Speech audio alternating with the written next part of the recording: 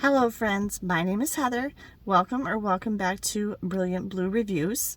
And in today's video, I'm going to be giving my personal review of the touring Broadway production of Back to the Future. Today is Saturday, September 21st, 2024, and my daughter Megan and I just attended the production of Back to the Future, the touring Broadway production in Minneapolis, Minnesota. We had pretty good seats. We were on the aisle in the middle section in row O. So the front row is A and going back to O. Pretty good view. So we weren't hindered at all by our view. I'm going to say going into this, everybody I had heard from who had seen this production already loved it and said that they thought it was really, really good and they really enjoyed it. So I had actually been looking forward to this for a long time, seeing this. I've been seeing it advertised since 2 years ago when we were in London, England. It was being shown there. It might still be on, actually, in London. And I've been wanting to see it ever since. And, then it came to Broadway, it came to New York, and now it's touring in the United States. Back to the Future is one of the key moments of my youth. So Back to the Future came out in 1988. When I was 16, 17 years old. It is one of my favorite movies of all time. It's a key movie from my youth from the 1980s. I pretty much have the movie, I know the movie by heart. I have it all memorized. Both Megan and I just rewatched the movie this week because we wanted the movie fresh in our minds when we went to the musical. Okay? That turned out to be a mistake. As soon as we got to intermission and we all stood up because everybody runs to the bathroom and everything, I said to Megan, this is a very well done show. And it is. From a production quality standpoint, when we were leaving afterwards, we saw there were 12, 15 semis that they had brought all the set pieces and costumes and all that stuff, props and everything with them for the touring production parked outside the theater. It's a very well done show. So from a production quality standpoint, it's really, really good. It's very well done.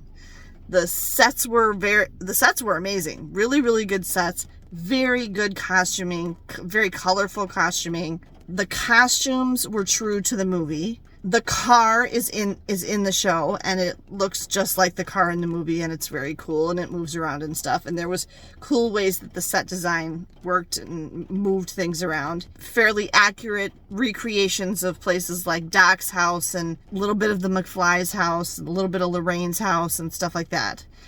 The school, terrific costuming, great lighting, good sound, all of that, okay? Well, I said to her, it's a very well done show, and I hate it. Megan and I absolutely hated it, okay? And I'm going to explain to you why. First of all, I'm going to tell you who should definitely not see this show. You should not see this show if you are like me and Back to the Future is one of your favorite movies and a very important key movie from your youth like me. And especially don't see it if you've rewatched it recently before you go to this musical, because it's just going to make you upset and angry, which is what happened to me. Megan even was upset within the first 5 seconds. I said within the first 3 minutes it was making me upset, and I'll explain why in a second. But who I do recommend should see it. It is a very well done production, and it is very enjoyable. High energy and colorful, and has lots of music, and there's some funny parts and things like that. Anybody who never saw the movie, so whether, whatever age you are, if you never saw the movie and you're not comparing the musical to the movie, you'll think it's a great show and you'll probably enjoy it a lot. So that would pretty much cover almost everybody younger than me. If you never saw the movie, especially in the theaters, or you just, you never happened to see it, I think you'll think it's really entertaining and great, and you won't notice all the things that we noticed. Or if you did see the movie, but maybe you saw it once in the theater in 1988 when it first came out, and you never saw it since, and you don't remember it well enough, you'll probably really enjoy this show. So those are the people I would recommend go see it, because if you like musical theater, It's a good story. It's a cool plot. It's good. And you'll probably really enjoy it. Okay? But if you're like me, I really very strongly urge you not to go to this show because it's going to make you upset like it did me. Okay, let me say something about the music. Megan said as we were driving there and parking the car in the parking ramp, she said this is the first musical, like a musical theater, that she's ever been to where she had not listened to the entire soundtrack, the album or whatever, of all the songs ahead of time. So she went into this completely blind, or deaf, if you will, having not known what any of the songs were. And we really didn't know what to expect from the songs. The songs and the music are fine. There's little tiny clips of The Power of Love by Huey Lewis and the News. And there's little tiny clips of like not the soundtrack, but the score from Back to the Future, the movie, thrown in, but just little bits here and there. But otherwise, all the songs that they sing, the musical numbers where they sing and dance and everything, are completely original. And they're fine. And there was like one or two that we actually really thought were pretty good. One with Goldie, the black guy who's sweeping the floor at the diner and eventually becomes mayor. He had a really good song. There was also a good song that Lorraine sang right before intermission that we thought was really good. Those are just a couple of examples. But otherwise, the music was fine. The one thing I didn't like about the music, Megan didn't necessarily agree with me, but I think it's because she wasn't alive in either the 50s or the 80s. So she didn't really notice it as much as I did, is I feel like they missed an opportunity in this show to really showcase music that sounded like it was from the 1950s or the 1980s. It just felt like musical theater music. It felt like show tunes. It didn't feel like it was specific to the time periods, and I think that was unfortunate. So that's what I would say about the music. Let me tell you the two things about this show that really bothered us. The first thing was, they couldn't seem to decide if they wanted to copy the movie exactly or as close to it as possible, or if they wanted to make it completely different. And so half the show was literally the same scene, word for word, from the movie. And because I just watched the movie like 2 days ago, I know what I'm talking about. Okay, it was literally word for word. But then the other half, they were changing major plot structure things completely. They completely changed major key elements of the plot. They changed like things about how the car worked. They changed completely how Doc died. Einstein's not in there at all. So there was no Einstein. The dog is missing, which we were very disappointed about. They changed how Marty first got brought into, I mean, it was sort of the same, but not exactly. I mean, the whole premise is that George and Lorraine met because Lorraine's dad hit him with the car. And they took that out and made it different. Not only was it not exactly like the movie, but it was completely different. And it was like, okay, which one do you want to do? Do you want to copy the movie, or do you want to make this a completely original production? And we did think that this would be a very enjoyable show if maybe they had made it an original production, given it a different title and say, like, it was inspired by Back to the Future. And we actually even talked about a couple of possibilities of like how they could have done that. But they didn't do that. They're saying it's Back to the Future. And so the fact that they were changing key plot points really bothered us. And the fact that they couldn't decide, do we want it to be exactly the same like the movie, or do we want it to be different in all these different ways? Okay, so that really bothered us. The second thing that really bothered me was some of the actors. Some of them were right on, or really close and well done. Like, Lorraine was fine. Her parents were fine. Mr. Strickland, the principal of Hill Valley High School, was spot on. Biff was pretty much spot on. Goldie and the other people that worked at the diner pretty much spot on. They were all fine. But here's what I think. Michael J. Fox is Marty McFly to me. Nobody should be playing Marty McFly except for Michael J. Fox. And if you don't know the story, Michael J. Fox was not the original Marty McFly. They actually shot that film for weeks with Eric Stoltz in that role and decided he was not right for the role and was not bringing the right energy, and he was method acting and being weird. And so they actually pulled Eric Stoltz off the role and replaced him with Marty McFly. And to me, this is like, except for maybe Alex Keaton in Family Ties, this is the role that Michael J. Fox is best known for. And so to have anybody else in that role just felt wrong. And the actor who was playing, we didn't like the actor who was playing Marty at all. And Megan didn't think he could sing very well either. Same thing with Doc. Christopher Lloyd is Doc Brown. I'm sorry. Christopher Lloyd is Doc Brown, and nobody else should be playing Doc Brown. And this actor that they had was a very talented actor, and he was kind of funny and stuff. But they did two things with him. One is he was nothing like Doc Brown, the way Christopher Lloyd played him in the movie.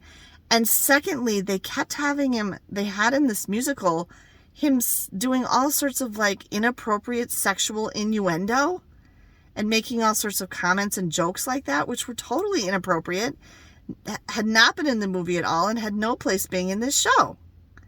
So we were really bothered by the guy who was portraying Doc Brown. And then Crispin Glover is George McFly to me. And Crispin Glover did an absolutely fabulous job playing George McFly, and just having anybody else in the role of George McFly felt wrong. The actor who was playing George McFly in the production we saw today was actually the understudy. There were 4 understudies, I think, in today's production, but George was the only one that was a main character. The others were minor characters. He did a really good job. And he actually did seem like he was trying to completely copy how George was portrayed in the movie, whereas Doc and Marty weren't at all. But he wasn't Crispin Glover. And so even though he did a good job, and I thought he did great, it still didn't feel right. It's almost as if most of the cast of the show not only had never seen Back to the Future, the movie, but it's almost as if the producers of this show told them not to see it and said, don't go see it, because it was so far off of the way it felt like with these actors that it just was messed up. It really messed with us. We didn't like that at all. That's what it felt like to us. And then along those lines, Megan and I got to thinking about other musicals that we've seen that were a movie first. And 3 of the 4 of them that we thought of were from the 80s. Heathers, Back to the Future, and Beetlejuice. We saw Beetlejuice almost exactly a year ago. Hated it. Hated the show. It was the same kind of thing. They changed it too much, and it just wasn't right. And it's like ruining the movies. These are key movies from my youth, and it was like wrecking them. It was messed up. The 4th one that we thought of that we also didn't like the show, it was better than those 3, but is Waitress. The stage production of Waitress is a really good show. We did enjoy the stage production of Waitress, but the movie is better. And so, you know that whole thing where there's a book first and then they make a movie about it, and everybody asks, is the movie as good as the book? And in many cases, people say no. This is a case where we're asking ourselves, is the musical as good as the movie? Because the movie came first and then they made a musical about it. And in all the cases that we've seen where they've done that, it's not. In every case that I just said, the movie is way better. All 4 of those that I just said, Back to the Future, Waitress, Beetlejuice, and Heathers, the movie is way better than the musical that they made later. And so we kind of have agreed now, the 2 of us, that we're never again going to go to another musical production that was a movie first, at least not one that we've seen. Now, there's been other instances where there's both, like Les Miserables. There's a movie and there's a musical, and we've seen both, but both were excellent. But in that case, I'm almost positive the musical existed before the movie. I mean, there's multiple movies of Les Miserables, so that's hard to say. What do you guys think about this? Have you seen other instances of this? I guess I don't like it when they make a musical of a movie that's a really good, popular movie. I feel like they're ruining it. And then the last thing about that is, and kind of going back to what I said about how it's almost like they instructed the actors not to see the movie, we kind of wonder if there's even agreement or like if there's conflict between the people who are producing these movies and the people who are making these musical productions, because of all the differences and the changes and stuff and all of that. We don't know. Does anybody know anything about that? One thing that we thought of is, because we just saw Beetlejuice last night, and we had watched Beetlejuice, the first movie, the day before. I already put the review up on my channel about that one. It's like the movie almost makes fun of the musical when they make a second movie. Like, there was something that they said, there was a specific thing that they said in Beetlejuice that completely contradicts and like almost calls out a big plot point in Beetlejuice the musical that was not at all mentioned in Beetlejuice the original movie. Along those same lines, in this production, I said to Megan, right when we got out of there, I said, I don't know what idiot thought it was a good idea to turn this movie into a musical. I don't know what they were thinking. And it's almost like in the musical, they're making fun of it. There was a couple different song and dance numbers where it's like they were making fun of the fact that this was a musical. Marty and Doc are singing and dancing and stuff. It's the one, It Works. You know, all these showgirls show up and are singing and dancing with them. And Marty says, what's with the girls? And Doc says, I don't know, they just show up every time I start singing. And then later on, they're in Doc's workshop, and there's all these tuxedoed singers and dancers again. And Doc actually stops them. And there's this big, huge thing where they're all standing there awkwardly, and the singers and dancers don't know what to do. And finally, Doc opens the door, and they all just like rush out. It was like they were almost making fun of themselves, or the fact that they had turned this into a musical like it was a joke. So it was really strange, but we just felt so out of place. It was kind of like this with Beetlejuice too, when we saw the musical of that. The audience seemed to really be into it and laughing and stuff. We weren't laughing. We didn't think it was funny. They were laughing at stuff that we're like, that's not funny. You know, and they just seemed to be really, really enjoying it. Like everybody around us, the vibe in the theater was like everybody was really enjoying it except us. And we really got the sense that everybody here has either not seen the movie at all, or they haven't seen it in a long, long time. Because if they had, I think they would have been very bothered by this musical just like we were. So, okay. This is a hard one to rank or score. For production quality and like the quality of the show itself, I would give it a 4. It was a very well done production. Like I said, the set design, the props, the costumes, you know, sort of the music and stuff like that. I would give it a 4. You know, good solid production. But as far as being a, like, how did I like it and how did Megan like it, we'd give it a 1. Which 1 is we hate it. I texted Ben because all 3 Back to the Future movies are on, I want to say Netflix right now. And he said he wanted to watch them, but they're leaving Netflix on September 30th. So be aware, if you can't get them on Netflix, you might have to get them from your local public library or something, which is another way we get, if we want to watch a movie and it's not on any of the streaming services that we already subscribe to, then I get it from the public library, or they get it from one of our nearby libraries and get it in for me. And that's one of the reasons why we still have a DVD player. Another reason you should keep a DVD player, by the way, I forgot to mention that in that earlier video, is that there might be in the future technical problems that would prevent people from being able to watch stuff on streaming. If you saw that Netflix movie with Ethan Hawke and Julia Roberts, I can't think of what the name of it was. That kind of shows that, like, where everything stops working and you have to go old school. Megan and I both feel we want to go back now and rewatch the original Back to the Future movie again to wipe this musical from our brains and go back and remember the cherished movie that we love exactly the perfect way that it is. So I told Ben when we got out of the show, I texted him and I said, I want to watch all 3 Back to the Future movies with you. I have to say, actually, 3 is my favorite. 3 where they go back to the Old West and Doc meets Clara and all that. That one is my favorite. I think that one's an absolute gem.